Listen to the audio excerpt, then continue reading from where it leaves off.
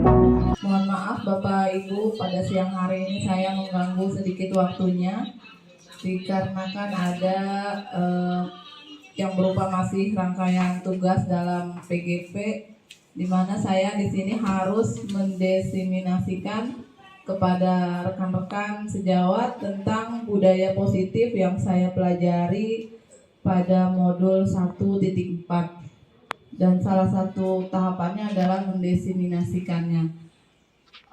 Sebelum saya lanjutkan, saya mungkin untuk sambutan dulu sedikit dari Bunda Saodah selaku Kepala Sekolah untuk memberikan sambutannya dalam rangka pengantar aksi nyata budaya positif. Kepada Bunda Saodah dipersilakan. Assalamualaikum warahmatullahi wabarakatuh. Selamat siang Bapak Ibu semuanya. Pada hari ini mari kita bersama-sama mendampingi, mensupport Bu Dede dalam melaksanakan tugasnya sebagai calon guru penggerak, yaitu mendesiminasikan tentang budaya positif di sekolah ini. Nanti di sini Bu Dede akan menjelaskan apa itu budaya positif. Mari kita dengarkan bersama-sama, kita cermati, kita tanggapi, dan ketika ada dari pertanyaan silahkan bertanya. Apa yang ingin diketahui oleh Bapak Ibu semuanya supaya ilmu ini berkembang buat kita bersama. Inilah tugas guru penggerak itu, menyebar luaskan ilmunya kepada orang lain, ya, apalagi teman sejawat. Jadi harapan saya lebih kurang nanti 40 menit kali ya kegiatan ini dilaksanakan. Tolong semuanya mensupport dengan baik, dengan positif. Kita saling mendukung untuk berkembangnya kompetensi teman-teman semua. Itu saja dari saya. Terima kasih. Assalamualaikum warahmatullahi wabarakatuh. Baik, terima kasih Bunda atas sambutannya. Kemudian saya akan melanjutkan teman-teman ya. Di mana di sini budaya positif ini saya pelajari di saat ini tuh alhamdulillah kita sudah memasuki modul 2 ya Bu Ir ya. Dan untuk aksi nyata di modul 1 terakhir ini adalah mendesiminasikan tentang budaya positif. Dan sedikit gambaran mungkin tentang pendidikan guru penggerak yang kami ikuti ini. Di sini tentunya banyak sekali hal-hal baru yang kita dapatkan ya. Mungkin teman-teman yang sudah duluan juga sudah sangat tahu betul tentang apa saja yang kita dapat dari pendidikan guru penggerak ini, di mana modul-modulnya itu sebetulnya sangat-sangat bagus sekali untuk membuka wawasan kita, membuka mindset kita. Cuma memang karena terbentur dengan waktu yang relatif singkat, di mana kita seolah-olah dikejar-kejar untuk memahami modul tersebut ya. Jadi memang kita mempelajarinya itu sepintas demi sepintas, dan kalau dibaca secara lebih mendalam ini sebetulnya sangat bagus sekali isi dari modul-modul tersebut. Selanjutnya ini adalah untuk susunan acara pada hari ini. Pembukaan sudah ya tadi, kemudian salam dan doa. Untuk di awal ini saya buka dengan membaca doa Bismillahirrahmanirrahim. Semoga kegiatan pada hari ini berjalan dengan lancar. Kita langsung saja pada kegiatan inti dari budaya positif, di mana budaya positif ini diawali dari upaya pemerintah dalam perubahan pendidikan di Indonesia. Dikarenakan kita dari zaman ke zaman itu tentu pendidikan di Indonesia harus mengalami perubahan, tidak monoton. Berdasarkan filosofis pendidikan Indonesia, yaitu Bapak Ki Hajar Dewantara, di mana beliau mengatakan bahwa guru itu tugasnya adalah menuntun siswa sesuai dengan kodrat alam dan kodrat zamannya. Dan dilihat dari kodrat zamannya, mungkin tidak lagi anak-anak ini sama seperti zaman dahulu. Tentu harus berkembang dengan sesuai zaman. Itulah kita dituntut untuk selalu melakukan perubahan-perubahan supaya kita sebagai pendidik bisa memenuhi kebutuhan belajar anak-anak didik. Kemudian berdasarkan nilai dan peran guru penggerak yang ada, yaitu diantaranya adalah bagaimana pendidikan itu harus berpihak pada siswa, kemudian nilai kemandirian, inovatif, kolaboratif, dan reflektif. Di mana dari situ muncullah visi guru penggerak, yaitu untuk menjadikan siswa sebagai profil pelajar Pancasila. Dan untuk mewujudkan itu diperlukan adanya budaya-budaya positif. Budaya positif di sini bisa dengan penerapan disiplin positif, motivasi perilaku manusia, kebutuhan dasar manusia, dan restitusi, yaitu 5 posisi kontrol dan keyakinan kelas. Sebagaimana kita ketahui bahwa tujuan pendidikan nasional saat ini adalah membentuk siswa sesuai dengan profil pelajar Pancasila, diantaranya adalah beriman dan bertakwa kepada Tuhan Yang Maha Esa, berkebinekaan global, gotong royong, mandiri, kreatif, dan bernalar kritis. Disiplin positif, mungkin Bapak Ibu kalau mendengar kata disiplin itu tentu langsung larinya kepada peraturan, tata tertib, dan bagaimana seseorang itu patuh pada peraturan. Itu sudah identik, kata disiplin itu seperti itu. Di mana artinya jika seseorang tidak disiplin, maka secara otomatis dia akan diberi hukuman. Itu mungkin yang selama ini kita ketahui seperti itu. Dalam disiplin positif itu tidak lagi ada yang namanya pemberian hukuman. Disiplin positif ini artinya seseorang yang memiliki disiplin artinya mereka bisa bertanggung jawab terhadap apa yang dilakukannya karena memang mereka mendasarkan tindakannya pada nilai-nilai kebajikan. Di mana sebagai pendidik tujuan kita adalah menciptakan anak-anak yang memiliki disiplin diri sehingga mereka bisa berperilaku dengan mengacu pada nilai-nilai kebajikan universal. Apa saja nilai-nilai kebajikan universal itu? Ada beberapa versi. Di antaranya ada yang tertuang di dalam profil pelajar Pancasila. Ada 6 dimensi itu. Kemudian ada lagi dari IBO, toleransi, rasa hormat, itu merupakan contoh-contoh nilai kebajikan. Kemudian ada petunjuk seumur hidup dan keterampilan hidup, yaitu dapat dipercaya, lurus hati, pendengar yang aktif, dan sebagainya. Itu merupakan contoh-contoh dari nilai kebajikan. Di mana disiplin positif itu akan muncul dengan nilai-nilai yang mereka percayai ini. Seseorang yang melakukan disiplin positif, salah satu tahapannya adalah yaitu dengan membuat keyakinan kelas. Kenapa tidak peraturan? Karena kalau peraturan itu identiknya dengan hukuman tadi. Jadi dalam disiplin positif ini sebisanya itu tidak ada yang namanya pemberian hukuman, tetapi anak punya motivasi internal untuk melakukannya.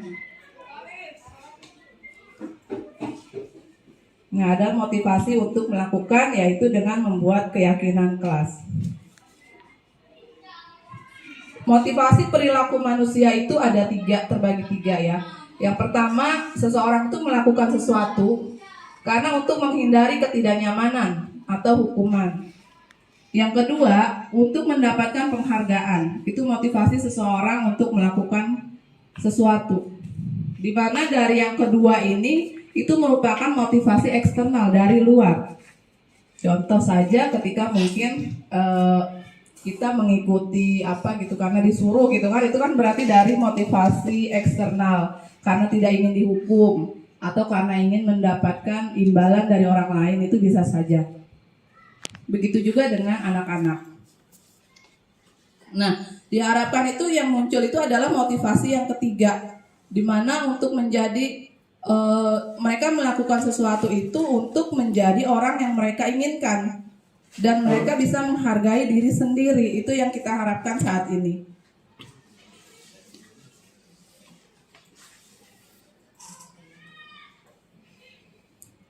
Dari motivasi yang dimiliki itu, kita harus menyadari bahwa setiap manusia itu punya kebutuhan di dalam hidupnya. Begitu juga dengan anak-anak kita itu ada kebutuhan yang perlu dipenuhi. Ya, dia terbagi atas 5 kebutuhan dasar, yaitu yang pertama adalah kebutuhan untuk bertahan hidup. Kebutuhan bertahan hidup di sini mungkin bisa dia makan, ya, kemudian dan sebagainya. Pokoknya untuk bertahan hidup. Kemudian kebutuhan akan cinta dan kasih sayang. Kebutuhan akan penguasaan, kebutuhan akan kebebasan, dan kebutuhan akan kesenangan. Di mana ketika kebutuhan ini ada yang tidak terpenuhi, maka muncullah pemenuhan kebutuhan itu dengan cara-cara yang tidak sesuai dengan aturan. Jadi kalau ada seseorang yang melanggar ketentuan yang ada, artinya pasti ada satu kebutuhan atau beberapa kebutuhan yang tidak terpenuhi dari 5 kebutuhan dasar ini. Dalam memenuhi kebutuhan hidup, ada hal-hal yang tidak disadari ternyata merugikan orang lain. Maka dari itu akan menimbulkan masalah dengan berbuat tidak disiplin.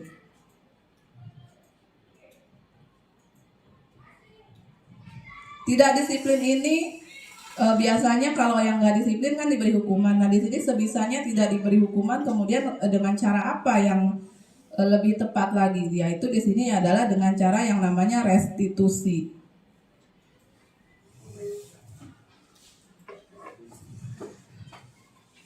Apa sih restitusi itu?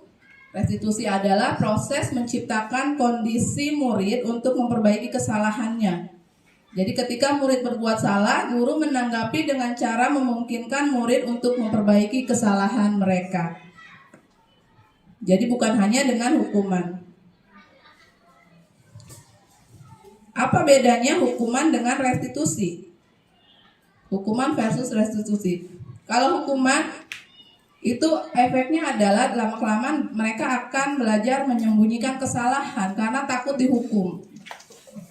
Tetapi dengan restitusi, murid itu akan belajar memecahkan masalah karena solusinya itu datang dari mereka sendiri. Kemudian hukuman itu kita mencoba mengontrol anak dengan penguatan negatif. Artinya ketika dia melaksanakan hukuman itu sudah impas. Jadi dengan hukuman dan kesalahannya. Restitusi, kalau dengan restitusi itu anak paham bahwa dirinya sendirilah yang megang kendali kontrol. Bahwa memang seseorang itu tidak bisa dikontrol. Yang bisa mengontrol itu adalah diri kita sendiri. Hukuman akar berdampak pada murid itu bisa jadi marah, kemudian bisa jadi merasa bersalah, rendah diri, bahkan mengasingkan diri. Tetapi dengan restitusi, murid atau anak tidak kehilangan waktu, namun bersemangat untuk memperbaiki diri. Sebelumnya mohon maaf Bapak Ibu tidak menggurui sama sekali, saya pun masih dalam proses belajar dan masih mencoba merubah kebiasaan-kebiasaan yang tadinya menghukum atau apapun menjadi lebih baik lagi. Hukuman itu tiba-tiba tidak diharapkan, bahkan bisa yang sangat melukai. Tetapi kalau untuk restitusi itu berupa undangan untuk mengadakan restitusi. Contohnya misalnya ada anak, sebetulnya kita mungkin sudah hampir dalam tahap ini ya. Ketika ada anak melakukan kesalahan, kan nggak mungkin kita tahu-tahu menghukum. Otomatis kita bertanya dulu, kenapa dia melakukan itu. Nah itu sebetulnya sudah dalam tahap mau masuk ke tahap restitusi itu. Cuma mungkin memang biasanya kalau dalam restitusi itu biasanya bahasanya lebih halus dibanding dengan hukuman. Nanti ada juga di sini posisi kontrol guru. Hukuman biasanya dibuat oleh guru, tetapi kalau restitusi dibuat oleh anak itu sendiri. Contoh ketika dia melanggar, dia harus mencari solusinya sendiri. Bagaimana supaya tidak terjadi lagi itu seperti apa. Dan itu yang perlu kita tekankan, bahwa dia harus menaati keyakinan yang dia buat sendiri. Kemudian hukuman itu menyakitkan. Guru menjalani konsekuensi dengan menyalahkan, mengkritik, menyindir, merendahkan. Tetapi dengan restitusi itu kita menguatkan. Guru menyebutkan keyakinan kelas apa yang kita sudah sepakati. Membimbing kerangka acuan berpikir restitusi kepada anak. Nah, di sini ada 5 posisi kontrol tadi dalam melakukan restitusi. Guru itu memiliki 5 posisi kontrol. Yang pertama adalah sebagai penghukum. Membuat orang merasa bersalah. Bisa sebagai teman, kemudian bisa sebagai pemantau, dan yang terakhir adalah posisi sebagai manajer. Contoh sebagai penghukum, ya ketika anak melakukan kesalahan, itu dengan suara yang biasanya kalau penghukum itu kasar bahasanya, terus nada suaranya itu lebih keras. Ya, kemudian kalau membuat orang merasa bersalah, kamu kenapa sih melakukan itu? Kamu nggak kasihan ya sama ibu? Istilahnya, contohnya misalnya seperti itu posisi kontrol membuat orang merasa bersalah. Kemudian posisi sebagai teman, kita mungkin meyakini bahwa anak-anak ketika kita dekati sebagai teman, mereka akan lebih mudah mengikuti kemauan kita gitu kan. Tetapi ternyata tidak baik juga kita menempatkan posisi sebagai teman, karena nantinya tidak ada wibawa, seakan tidak ada jarak gitu antara murid dengan gurunya. Yang keempat ada posisi sebagai pemantau, dan yang terakhir posisi sebagai manajer. Nah, untuk restitusi tadi diharapkan itu posisi yang kelima sebagai manajer, di mana kita bisa mengelola murid itu tadi menyelesaikan suatu permasalahan dengan restitusi tadi.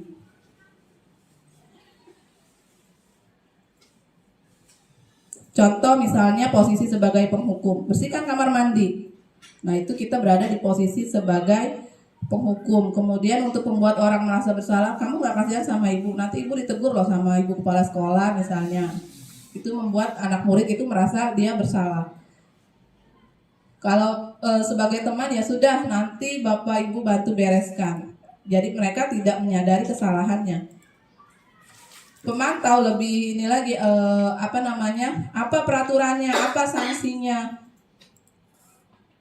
Kemudian sebagai manajer, kita tanyakan apa yang kamu yakini, bagaimana cara kamu memperbaikinya, apa yang sebaiknya dilakukan. Jadi untuk solusinya mereka sendirilah yang akan menyebutkan.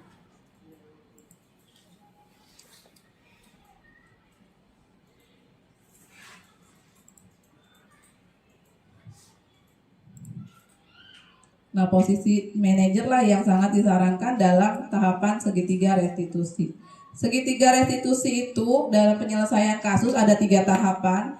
Yang pertama adalah tahap menstabilkan identitas, memvalidasi tindakan yang salah, dan menanyakan keyakinan.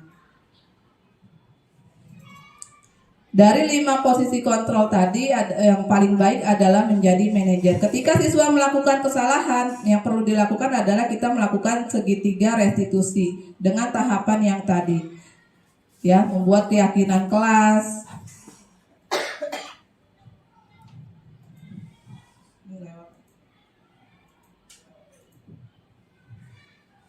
Contoh keyakinan kelas 1 misalnya. Kalau peraturan kan itu lebih kata-katanya dilarang apa gitu ya, atau tidak, kata-kata yang negatif. Tetapi kalau keyakinan kelas itu lebih ke kata-katanya yang bersifat positif. Setiap anggota kelas perlu belajar. Artinya di sini ketika ada yang mengganggu temennya, ya kita ingatkan lagi apa keyakinan kelas kita supaya tidak mengganggu yang belajar. Di sini setiap anggota kelas perlu belajar. Setiap anggota kelas perlu senang. Setiap anggota kelas perlu melakukan tugas. Ini contoh keyakinan yang ada di kelas 1. Kemudian keyakinan yang ada di kelas 5 diantaranya adalah selalu bersikap positif, senantiasa menjadi diri terbaik, menghormati orang lain serta barang miliknya, berkomitmen pada setiap tugas, dan senantiasa membantu. Mungkin tentu saja tidak mudah, saya pun terus terang kemarin itu masih dalam tahapan masih mencoba, tetapi mau pengen tahu juga. Kadang-kadang kan kita masih mikir, masa sih anak nggak dikasih hukuman, dia sadarnya dari mana gitu kan. Selama ini kan kita sudah menjalankan, pasti yang namanya anak berbuat kesalahan pasti ada konsekuensinya gitu kan ya. Tetapi di sini kita disarankan untuk melakukan segitiga restitusi. Nah, pada praktek yang kemarin, contohnya ketika ada anak yang ngomong kasar.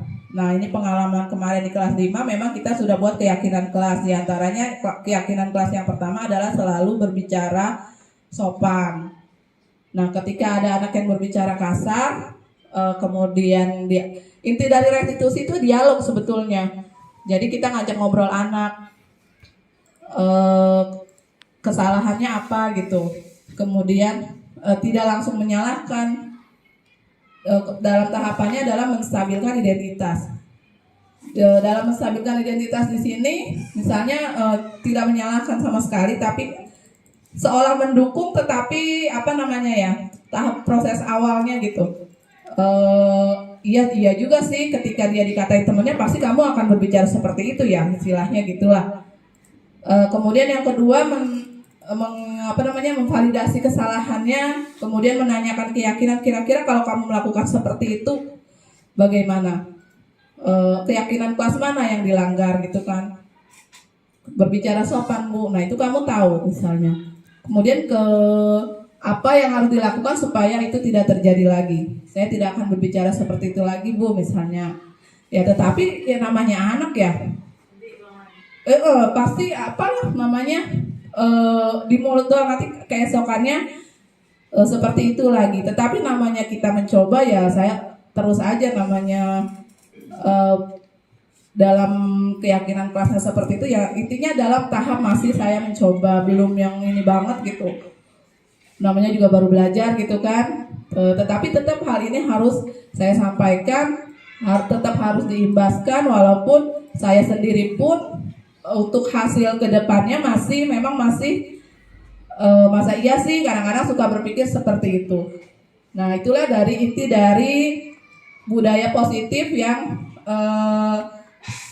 sudah saya pelajari di modul 1.4 tadi ya. Mungkin kira-kira di sini kita belajar bersama ya Bapak Ibu, tidak yang seperti apa gitu. Intinya sama-sama bagaimana kita memajukan anak-anak kita dan merubah pandangan kita terhadap anak murid. Memang dalam hal ini ketika kita tahu, oh seperti ini, oh seperti itu, banyak perubahan-perubahan yang dialami. Di antaranya mungkin emosi kita menjadi lebih rileks lah gitu ketika mengajar tuh, nggak yang selalu terus sama anak tuh kayaknya gimana gitu, lebih deket gitu dibanding sebelum-sebelumnya gitu. Itu saja mungkin Bapak Ibu apa yang saya sampaikan pada hari ini. Mungkin ada yang ingin ditanyakan, mari kita belajar bersama. Ada yang bertanya, mungkin ada juga yang menjawab juga, namanya juga belajar bersama. Baik Bu Dede, terima kasih paparannya. Ini hal-hal yang baru, banyak banget perubahannya yang harus kita lakukan. Memang berat ini tantangan buat kita, apalagi tadi tidak ada hukuman. Jadi bahasanya yang dirubah itu, jadinya lebih halus, lebih mengena. Kadang-kadang kan namanya anak-anak kan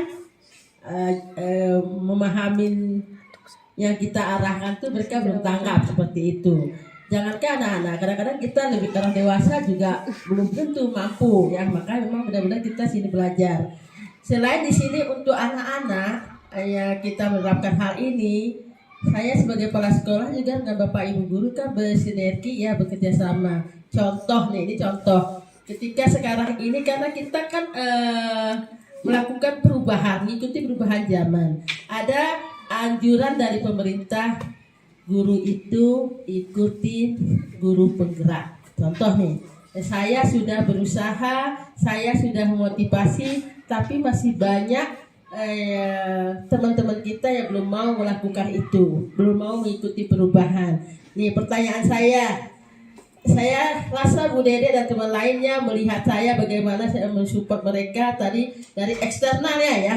Nah, sudah saya lakukan, tapi dari internal itu belum ada. Dari motivasi dari diri mereka sendiri itu masih kurang gitu, sehingga tidak mau ngikutin apa namanya, ngikutin guru penggerak ini. Jadi apa yang harus saya lakukan? Ini pertanyaan saya buat Bu Dede dan kita semuanya. Apa yang harus saya lakukan supaya teman-teman kita ini mau berusaha, mau mengikuti seleksi guru penggerak? Apalagi sekarang ini lagi buka tahap angkatan 10, ya kan? Jadi apa yang harus saya lakukan untuk mereka mau mengikuti perubahan ini? Karena kita kan tuntutan kurikulum mereka itu belajar sepanjang hayat, mengikuti perubahan zaman. Zaman seperti ini mau nggak mau harus kita ikutin, kan begitu. Ya, jadi sekarang pertanyaan saya itu tadi kembali lagi, apa yang harus saya lakukan untuk motivasi Bapak Ibu guru mau mengikuti program pemerintah? Kalau anak-anak kan berkelanjutan dan hubungan langsung dengan Bapak Ibu guru semua. Terima kasih Bu Dede, tolong bantu jawab. Berat nih Bun, ntar saya dipelototin sama yang lain. Gak apa-apa, maksudnya apa nih? Apa lagi yang saya lakukan? Ya mungkin balik lagi ke tadi ya Bun, 3 motivasi seseorang itu melakukan sesuatu. Yang pertama tadi karena menghindari ketidaknyamanan, atau dia melakukan sesuatu karena ingin mendapatkan penghargaan. Atau yang ketiga motivasi internal. Jujur Bun ya, ketika saya mengikuti PGP ini dari angkatan 5, kan Bunda udah minta ya kami semua untuk diikuti angkatan 5. Itu belum muncul Bun, motivasi internalnya belum ada. Saya masih motivasi menghindari ketidaknyamanan, mungkin bisa dikatakan seperti itu. Tetapi begitu berjalannya waktu, dalam hati saya itu apa ya, namanya belajar ya, mumpung masih sehat kalau saya terus ya kalau umur ya masih lumayan lah ya, maksudnya belum tua-tua amat gitu. Takutnya ntar udah lemot udah apa gitu kan, takutnya ini merupakan nantinya kedepannya suatu hal yang wajib.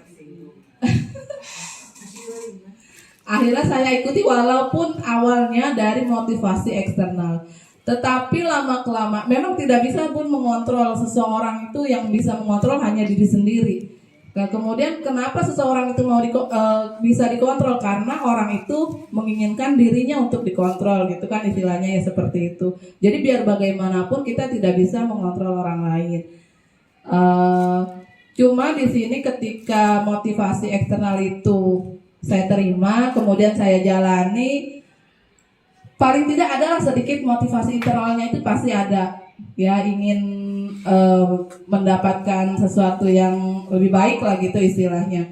Nah dengan sedikit motivasi internal itu akhirnya ya ternyata ya lumayan enak juga sih, bukan enak ya, karena bohong banget gitu Pak. Kalau dibilang enak sih enak gitu ya, walaupun memang di samping itu kita tugas-tugasnya itu ya memang luar biasa. Tapi kalau dikerjakan ya selesai juga sih pada intinya ya kan. Memang karena kita bingungnya itu membagi tugasnya Bun. Membagi tugas, istilahnya kita tugas sekolah, tugas di rumah, tugas CGP apalagi, nah itu keteteran. Cuma alhamdulillah insya Allah kalau memang diniatkan. Nah tadi itu ada nggak motivasi internalnya? Kalau nggak ada motivasi internalnya, Bunda mau nyuruh bagaimanapun, memang susah Bun ya. Gitu ya, paling tidak kalau kita sudah mencoba, ternyata banyak sekali yang didapatkan. Banyak teman juga ya, ketemu teman-teman dari yang lain, tentunya membuka wawasan juga. Kalau di sini-sini aja kan pikiran kita ya segitu-segitu aja gitu kan.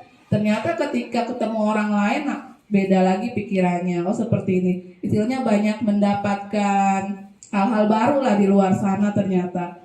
Dan intinya memang dapat teman baru sih intinya dari tingkatan SMP, SMA, bahwa ternyata mungkin selama ini kita merasa oh guru SD ini kayaknya paling susah di ngajarnya dibanding SMP, SMA. Oh ternyata guru SMP bilangnya lain lagi. Oh ternyata guru SMA bilangnya lain lagi. Nah dari hal-hal itulah, dari hal-hal kecil itu kita bisa dapat ilmu sebetulnya. Apa yang dirasakan guru-guru SMP, guru-guru SMA gitu. Sehingga kita kadang-kadang bisa menyatukan pandangan gitu antara, memang sengaja Bun dicampur gitu kelompoknya antara SD, SMP, SMA. Memang tujuannya seperti itu, untuk apa namanya, bertukar sharing lah, untuk sharing gitu. Jadi intinya seperti itu Bun. Mungkin kalau belum ada, sebenarnya saya rasa ada sih Bun motivasi internal walaupun sedikit. Cuma memang yang ditakutkan tugas. Yang ditakutkan itu tugasnya ya, karena kita menjalankan peran ganda istilahnya di sini kan ya. Tidak hanya di pendidikan ini tapi juga tugas yang lainnya pun harus berjalan juga kayak sekarang Bun. Ya seperti itu mungkin Bun ya. Dan mudah-mudahan nanti ada sedikit motivasi. Yang kalau sudah muncul motivasi internal itu ya pasti lama-lama akan menjadi besar gitu ya, mengalahkan motivasi eksternal tadi.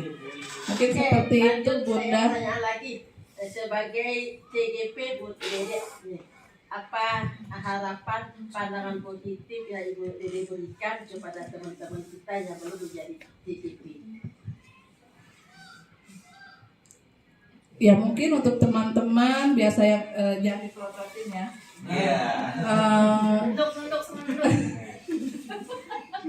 Nyoba aja dulu gitu maksudnya, rasakan selanjutnya. Coba dulu, nikmati aja. Sebenarnya kadang-kadang emang gitu sih dalam hati, ya udahlah nikmatin aja, mau bagaimana aja.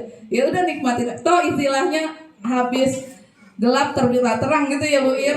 Intinya yang itu yang menyemangati saya ketika saya mumet ada tugas, badai pasti berlalu gitu. Intinya harus Ikhlas, iya mengikuti tahapan-tahapannya. Insya Allah lah, ini aja kita udah mau masuk modul 2 hari ini ya Bu Ir ya. Udah berjalan, intinya nggak dihitung, nggak dalam hitungan tahun tapi hanya beberapa bulan mungkin. Ya, adapun kedepannya nanti mau jadi seperti apa, apalagi kalau dibilang itu Bun, kan sering banget tuh terjadi kepala sekolah atau apa. Sebenarnya itu bukan motivasi eksternal saya seperti itu. Itu sebagai bonus begini. Iya mungkin itu bonusnya aja ya. Maksudnya tidak digembor-gemborkan seperti itu. Apalagi guru-guru yang dari swasta.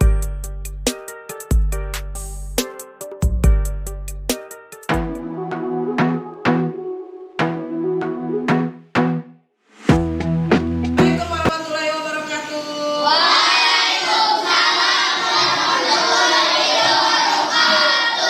Selamat pagi anak-anak semua. Apa kabarnya hari ini? Oke, gimana ya lihatnya? Kelas 5A. Oke.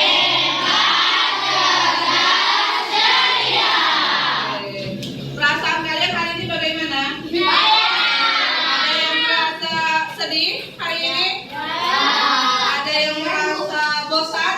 Bosan nggak sih tiap hari? Merasa bosan tidak?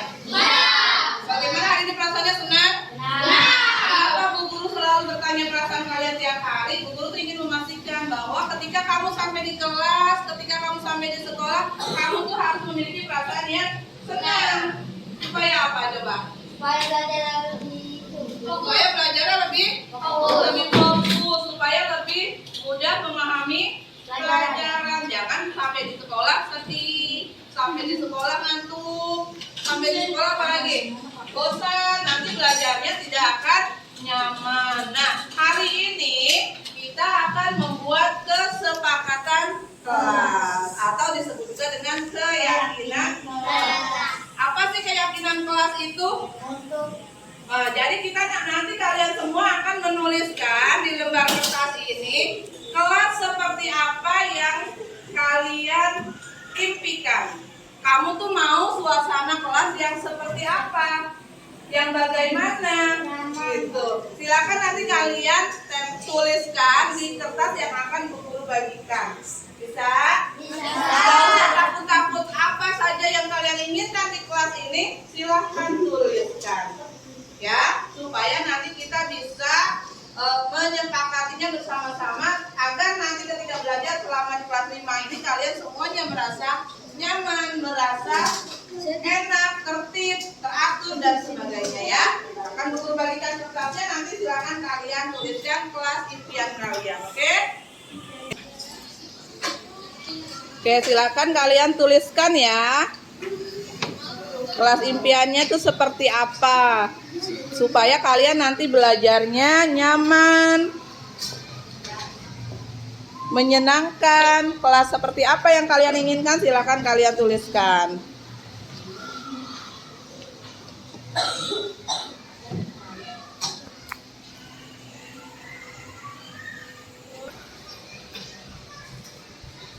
Oke, ada lagi yang sudah boleh ditempelkan.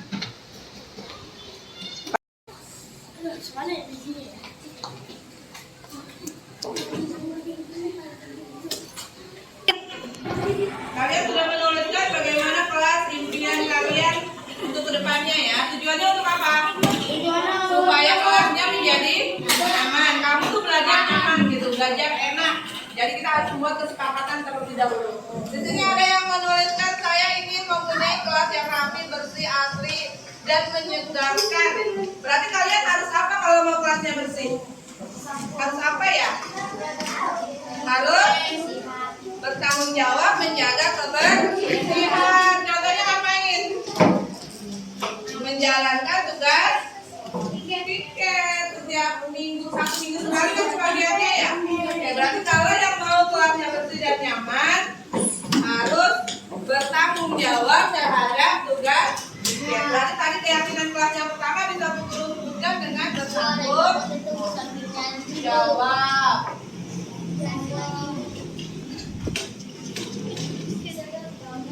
Kemudian di sini ada yang menuliskan aku ingin kelas yang tenang, adem, tidak berisik. Berarti kalian harus apa untuk mewujudkan itu? Kalau biar kelasnya tenang, biar kelasnya tidak berisik harus apa? Kira-kira menurut kalian harus ngapain satu sama lain? Harus kalau nggak berisik, adem, tenang, kelasnya nyaman, berarti harus apa kira-kira? Tertib ya. Menjaga ketertiban. Menjaga ketertibannya dengan apa? Ketika Bu Guru menjelaskan kalian mendengarkan. Ketika sedang mengerjakan tugas harus tertib ya. Jika ada yang tidak dipahami boleh bertanya. Kemudian ada lagi yang menuliskan kelasnya rapi, tadi sudah ya. Tidak berisik sudah rata-rata. Terus menurut kalian kalau ada yang terlambat bagaimana? Ada nggak kelas ini yang suka terlambat? Ada. Ada. Kira-kira kalau ada yang terlambat nih, kita lagi belajar tiba-tiba ada yang terlambat masuk ke kelas. Yang lain terganggu tidak? Terganggu kan? Nah berarti apa lagi nih kira-kira yang harus kita sepakati sekarang? Tidak boleh terlambat. Jangan terlambat, apa ya yang enak bahasanya? Tepat waktu atau disiplin ya. Disiplin. Apalagi tadi ada yang mau kelasnya bersih, berarti membuang sampah pada tempatnya. Ada lagi yang mau menambahkan? Ada lagi yang mau menambahkan? Toleransi. Apa itu maksudnya toleransi? Saling menghargai.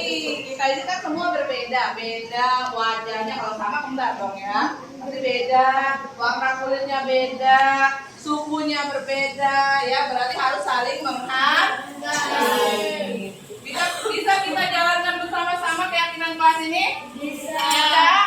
Supaya kelasnya apa tadi? Nyaman. Menjadi nyaman. Kalian belajar enak, belajar dengan hati yang senang, agar tadi lebih mudah dalam memahami pelajaran yang Ibu berikan. Setuju semuanya? Setuju.